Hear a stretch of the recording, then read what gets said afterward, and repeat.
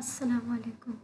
Today I will discuss very important topic and that is thread, or we can say that concept of threads.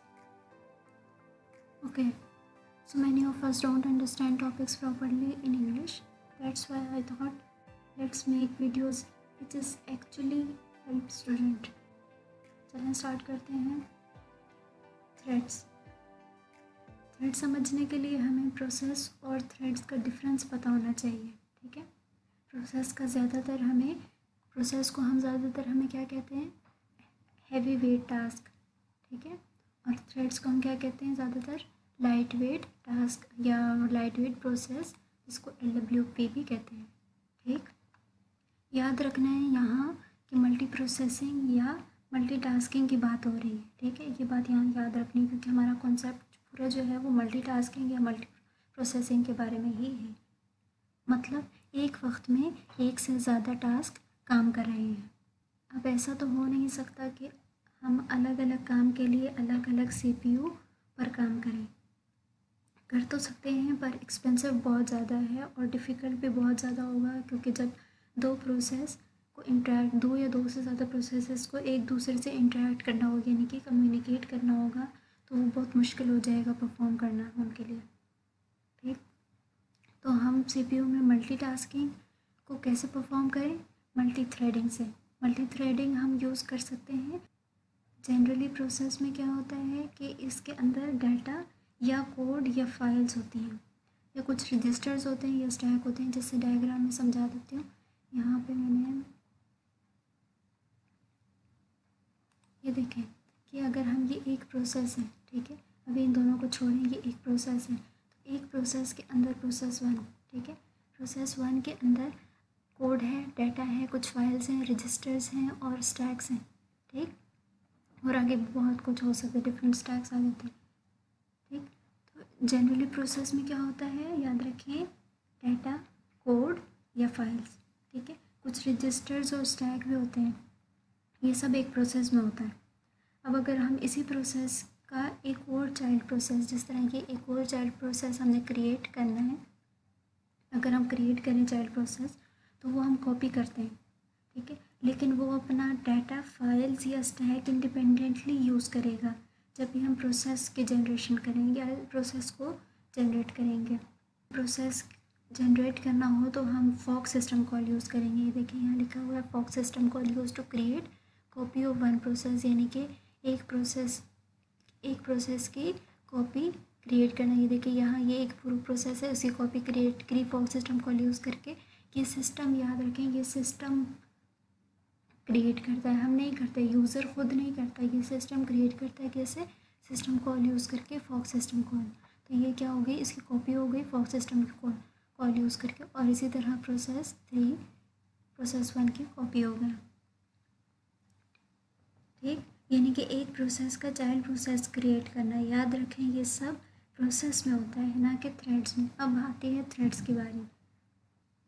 अगर हम एक process का thread create करें तो सारे thread same data, जैसे कि ये एक थ्रेड है, ये थ्रेड 1 थ्रेड है, ये सब क्या करेंगे, ये थ्रेड्स सेम डाटा, ये देखें ये सब जो है ये थ्रेड है, ये मल्टीपल थ्रेड्स हैं. ये थ्रेड 1 है, ये थ्रेड 2 है, ये थ्रेड 3 है. तो ये मल्टीपल थ्रेड्स क्या करें, सेम डाटा शेयर करें, कोड शेयर करें या और फाइल शेयर करें. लेकिन हाँ याद रखें, वो रजिस्टर्स अपना अलग यूज़ करेंगे और स्टैक भी. थ्रेड 1 का रजिस्टर्स और स्टैक्स अलग हैं और थ्रेड 2 के रजिस्टर्स स्टैक अलग हैं और थ्रेड 3 रजिस्टर स्टैक और मल्टीपल थ्रेड्स यूज़ हो सकते हैं. तो फिर वो याद रखिए, MCQs में आ जाता है. वर्चुअल यूनिवर्सिटी में फाइनल एग्ज़ाम में भी आया हुआ है MCQs में कि अपना थ्रेड और अपने रजिस्टर्स और स्टैक किस में क्रिएट होते हैं, वो उसमें थ्रेड्स में. लेकिन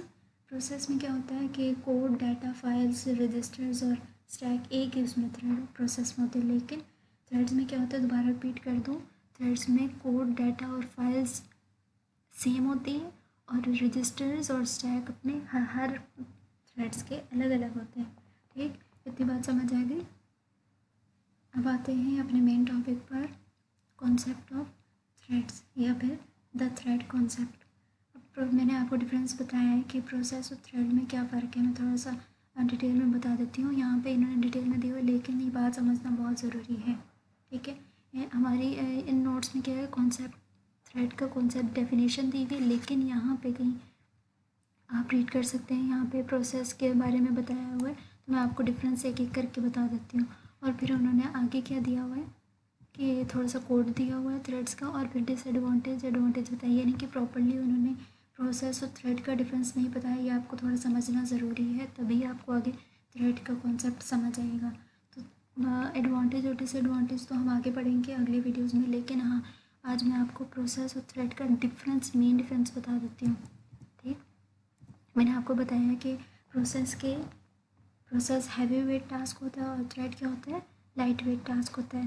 process system call involve in process, मैंने आपको बताया था सिस्टम कॉल यूज़ होती है प्रोसेस में। मैंने फॉक सिस्टम कॉल यूज़ करते हैं कोई भी नया प्रोसेस क्रिएट करने के लिए। देखिए यहाँ पे हमने फॉक सिस्टम कॉल यूज़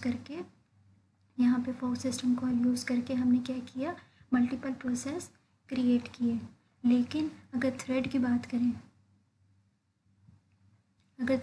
करें, थ्रेड में क्या होता है, हम सिस्टम कॉल यूज़ नहीं करते हैं। ये जो मल्टीपल थ्रेड्स क्रिएट हुए हैं ना, ये multiple thread user level thread होता है, यानी कि ये यूज़र खुद क्रिएट करता है, ठीक है।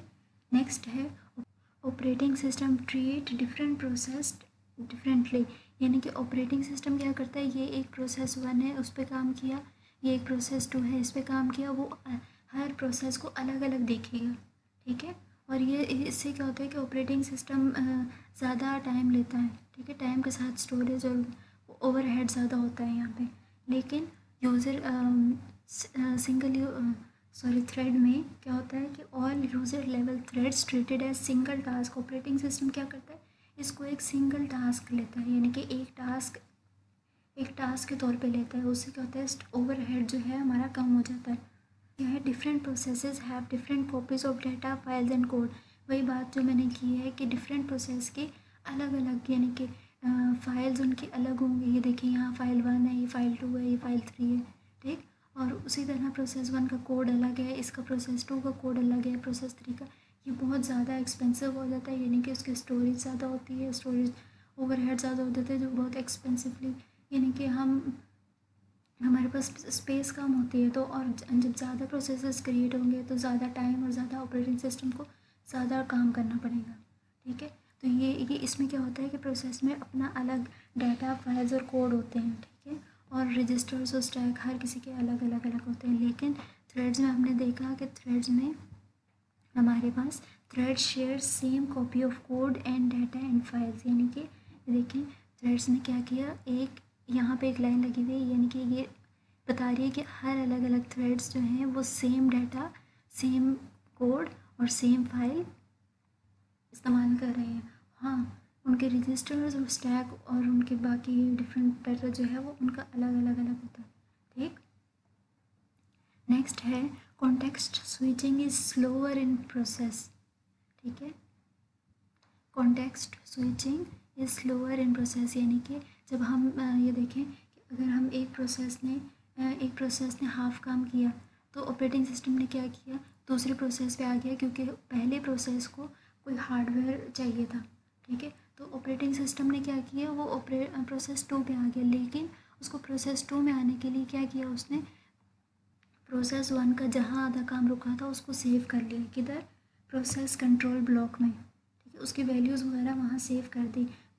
फिर क्या हो गया, कॉन्टेक्स्ट स्विचिंग, उसके लिए ना उसको वैल्यू प्रोसेस कंट्रोल ब्लॉक में वैल्यू सेव करने के लिए ना बहुत टाइम लगता है। तो इससे क्या पता चलता है कि हमारे पास ना, ज़ाहिर सी बात है जितनी देर में वो वैल्यू सेव करेगा तो प्रोसेस 1 क्या करेगा, अपनी वैल्यू जो है उसको सेव करने के लिए उसको प्रोसेस कंट्रोल ब्लॉक में उसको वैल्यू सेव करनी पड़ेगी, जो कि बहुत टाइम कंज्यूमिंग है, और उतनी देर प्रोसेस 2 पे काम शुरू नहीं हो सकता। तो ये क्या है, कॉन्टेक्स्ट स्विचिंग जो है वो कॉन्टेक्स्ट स्विचिंग है, ठीक है, ये स्लो हो जाती है। बजाय कि अगर हम थ्रेड्स का देखें, थ्रेड्स में क्या है, हमने देखा कि थ्रेड्स में क्या है, ऑपरेटिंग सिस्टम जो है एक प्रोसेस को, यानी कि एक थ्रेड को सिंगल टास्क के तौर पे लेता है, ठीक। तो इसमें क्या होता है, कॉन्टेक्स्ट स्विचिंग जो है वो फास्ट हो जाती है प्रोसेस थ्रेड्स में।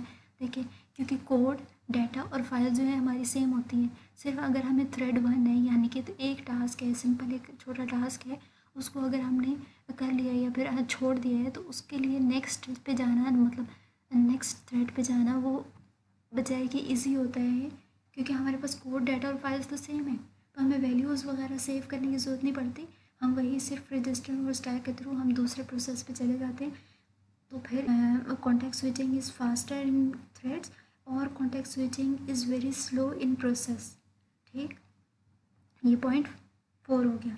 अब आते हैं पॉइंट 5 पे, यानी कि blocking a process will not block another. ठीक है, यानी कि एक प्रोसेस जो है वो अगर ब्लॉक हो जाता है, यानी कि ये काम मतलब एक प्रोसेस जो है वो चलते चलते रुक गया, ठीक है, तो या फिर वो मतलब इनवैलिड या कोई वैल्यूज़ ख़राब हो गई हो, तो होता है ना, चलते चलते प्रोसेस ब्लॉक हो गया, ठीक है, तो फिर क्या होता है, दूसरे इससे ब्लॉक होने से प्रोसेस 1 अगर ब्लॉक हो गया तो प्रोसेस 2 के ब्लॉक, उस पर कोई फ़र्क नहीं पड़ेगा। इसी तरह अगर प्रोसेस 1 ब्लॉक हो जाता है तो प्रोसेस 3 पे कोई फ़र्क नहीं पड़ेगा, यानी कि इंडिपेंडेंटली काम करेंगे।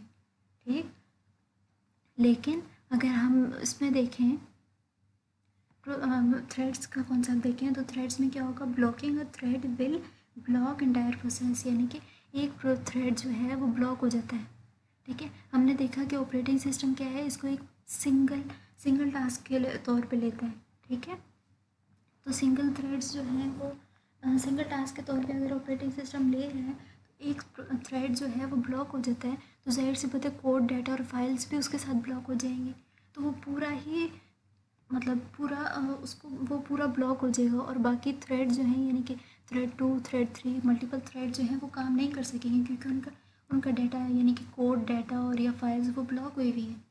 ठीक, समझ आई कि यानी कि प्रोसेस में क्या होगा कि blocking a process will not block another, यानी कोई भी प्रोसेस अगर ब्लॉक हो जाता है तो वो दूसरे पे अफेक्ट नहीं करता, लेकिन अगर थ्रेड्स ब्लॉक हो जाए, कोई भी एक थ्रेड ब्लॉक हो जाए, तो फिर बाकी थ्रेड्स, यानी कि वो क्या होंगे, वो भी सारे ब्लॉक हो जाएंगे, यानी कि वो आगे काम नहीं कर सकेंगे। ये इसका डिसएडवांटेज है थ्रेड्स का, और यहाँ पे एडवांटेज है प्रोसेस का। ठीक, अब 6 पॉइंट है कि प्रोसेस जो है इंडिपेंडेंटली काम करते हैं। ये वही बात जो मैंने कर ली कि प्रोसेस जो है, अगर एक प्रोसेस ब्लॉक हो जाता है तो बाकी प्रोसेस इंडिपेंडेंटली काम करेंगे, लेकिन अगर यहाँ पे प्रोसेस में क्या होगा, सॉरी थ्रेड में क्या होगा कि थ्रेड जो है इंटरडिपेंडेंट होते हैं, यानी कि एक ये थ्रेड 1 जो है थ्रेड 2 पे डिपेंड करता है। ठीक है, यानी कि अगर एक थ्रेड ब्लॉक हो जाता है तो थ्रेड 2 जो है वो उस पर डिपेंड करता था, तो जब उसका डाटा, कोड, फाइल्स उस पर डिपेंड करती थी और वो ब्लॉक हो चुका है, तो फिर क्या है, इसका डिसएडवांटेज है कि वो काम नहीं करेगा आगे वो, मतलब पूरा ओवरऑल सारे थ्रेड्स रुक जाएंगे। ठीक है, सिंगल, यानी कि इसको मल्टी ऑपरेटिंग सिस्टम क्या है, इसको सिंगल प्रोसेस के तौर पे लेगा ना, समझे पूरा प्रोसेस ही ब्लॉक हो गया। ठीक है, नेक्स्ट हम वीडियो देखेंगे थ्रेड्स की, आगे एग्जांपल्स देखेंगे, एग्जांपल्स नहीं टाइप्स देखेंगे, 2 तरह के टाइप्स हैं, आगे उसको सिंगल और मल्टी थ्रेडेड प्रोसेस आ जाते हैं उसमें, और फिर आगे मल्टी थ्रेडिंग में भी आगे डिफरेंट टाइप्स हैं, यानी कि आगे कैटेगराइज हुई हुई 1 to 1 आ जाती है, या फिर उसके में डिसएडवांटेज हम पढ़ेंगे, मैनी टू मैनी, ये सब आगे के लेक्चर में पढ़ेंगे।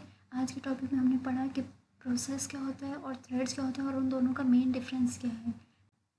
अगर आपको आज की वीडियो पसंद आई तो please like, comment and share कर देना, और इस तरह हमने मल्टी थ्रेडिंग कॉन्सेप्ट आगे पढ़ना है और भी बहुत सारे कॉन्सेप्ट आगे क्लियर कर लेना है।